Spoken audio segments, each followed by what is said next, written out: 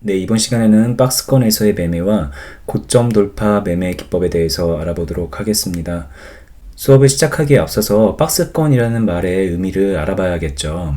네, 말 그대로 박스권이란 주가가 박스 안에 갇혀 있는 것처럼 정해진 고점과 저점 사이에서 위아래로 튀기는 것을 이용해서 매매를 하는 것이라고 이해를 하면 되는데요.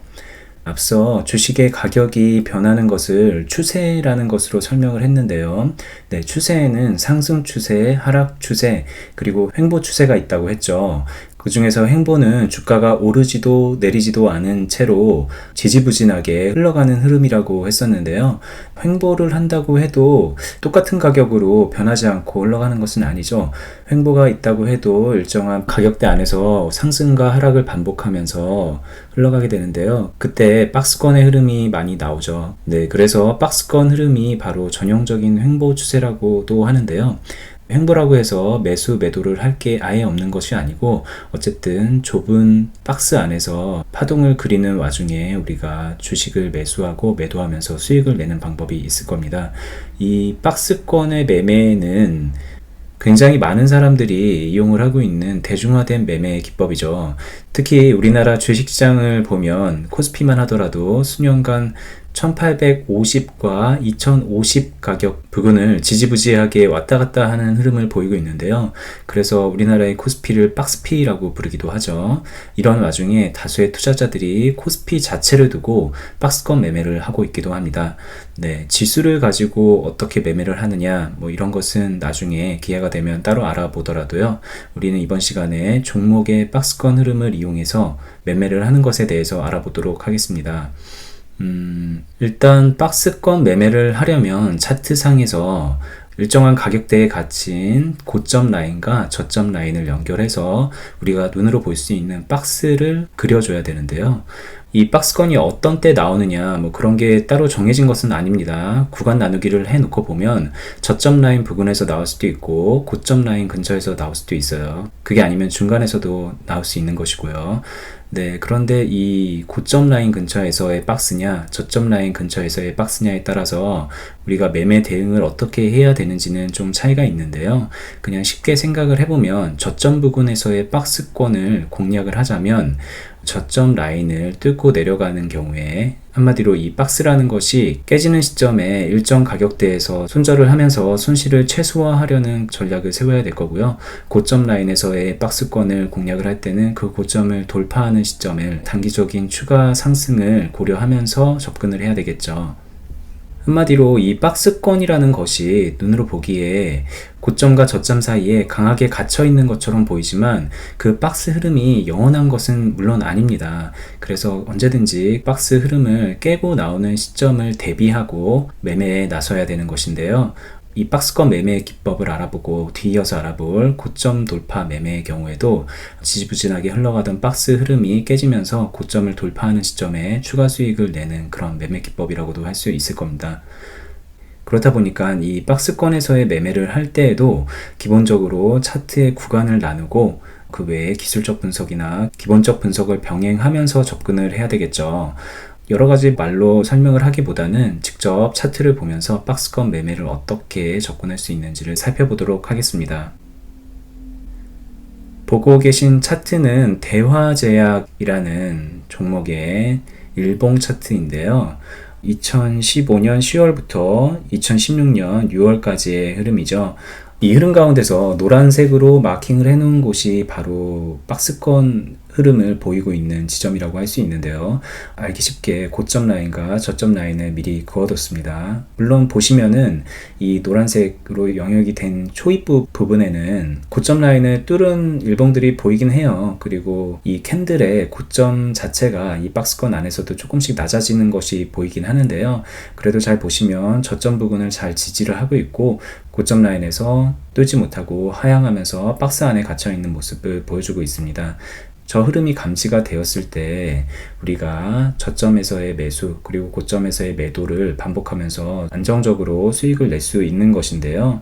가격대로 보자면 35,000원과 37,500원 사이에서 매수와 매도를 반복할 수 있을 거예요. 여기서 보시더라도 우리가 타이밍을 잡을 수 있는 시점이라고 할 수 있는 것은 두 번째 하방 지지를 받고 있는 캔들부터를 생각을 해볼 수 있을 텐데요.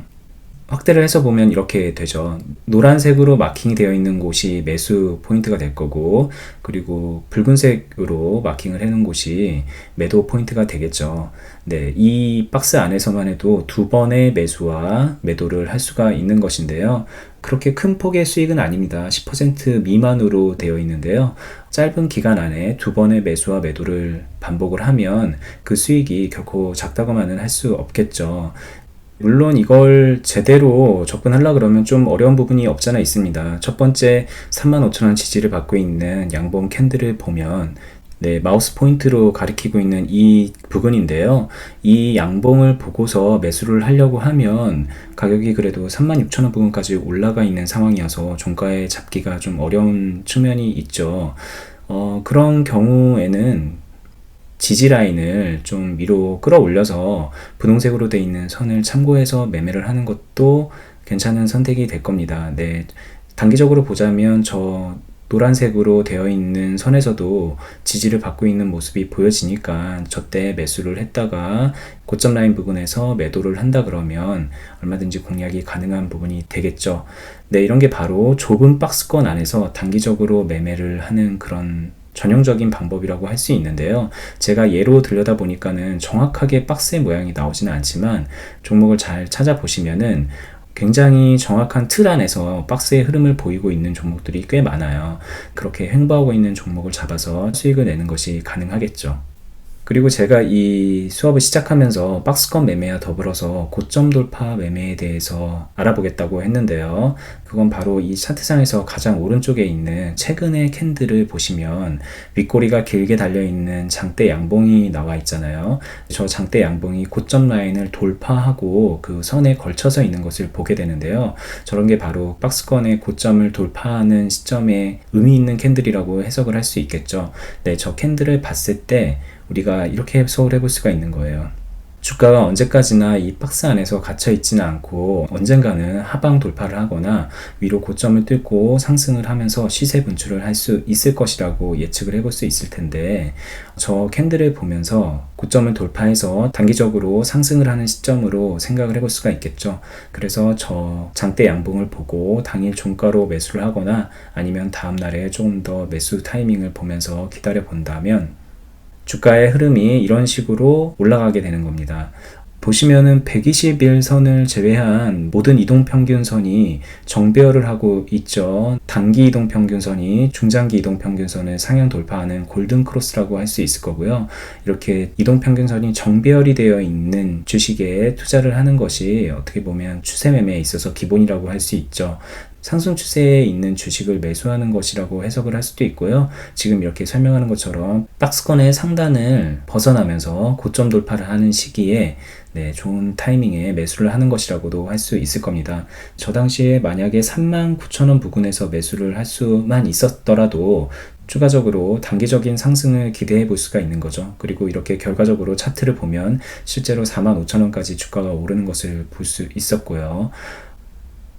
그리고 여기서 이렇게 고점 돌파를 하는 의미 있는 장대 양봉이 나올 때 우리가 또 눈여겨봐야 하는 것이 바로 거래량입니다.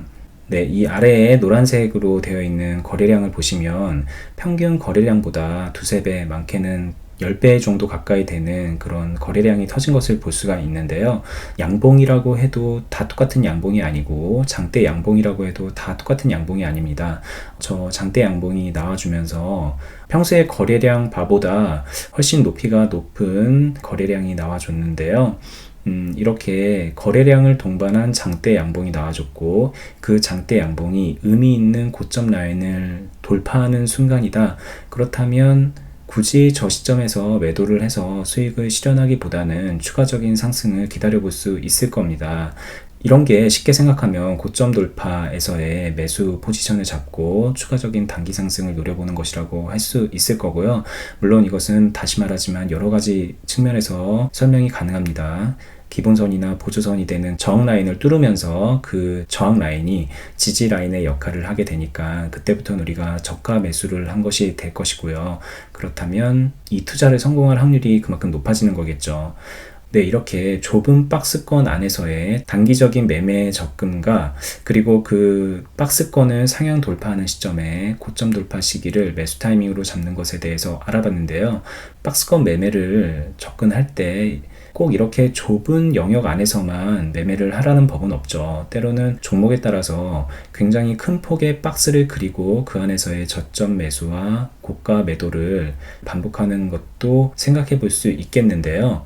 좀 제가 극단적인 예를 들었긴 했지만 다른 차트를 하나 보면서 넓은 박스권 안에서의 매매를 알아보도록 할게요. 삼성 SDI의 일봉 차트인데요. 이 차트에 그려놓은 선 보시면 알겠죠.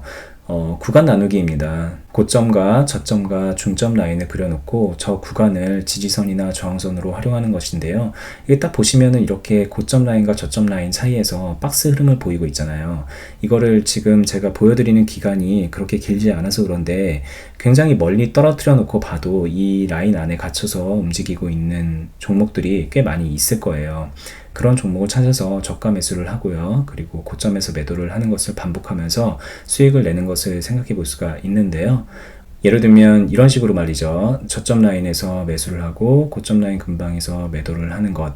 물론 저 고점 라인에서 매도 이후에 다시 하락을 하다가 고점 돌파를 하는 것을 볼 수는 있지만 어쨌든 이것은 결과적인 것이고 저렇게 저점과 고점을 계속해서 반복했을 수도 있는 것이니까요. 그런데 이렇게 넓은 박스를 활용해서 매매를 할 때에는 주의해야 될 것이 저 저점 라인에서의 매수를 하는 것에 있어서 신중할 필요가 있어요. 물론 우리가 이 구간 나누기를 하고 기본선이라는 걸 그려놓으면 기본선은 마치 굉장히 단단한 벽처럼 잘 뚫리지 않는 그런 것이라고 했지만 그래도 그 벽이 뚫리지 말라는 법은 없는 거거든요. 그래서 저때 저점에서 매수를 한다 그러면 반드시 박스 안에 갇혀 있으리라는 법은 없는 거예요. 그러면 우리가 주의해야 될 것은 저때 저점에서의 매수 이후에 만약에 저 저점 라인을 하향 돌파하면서 지지선이 깨지는 경우 어떻게 해야 되는 것인가 인데요.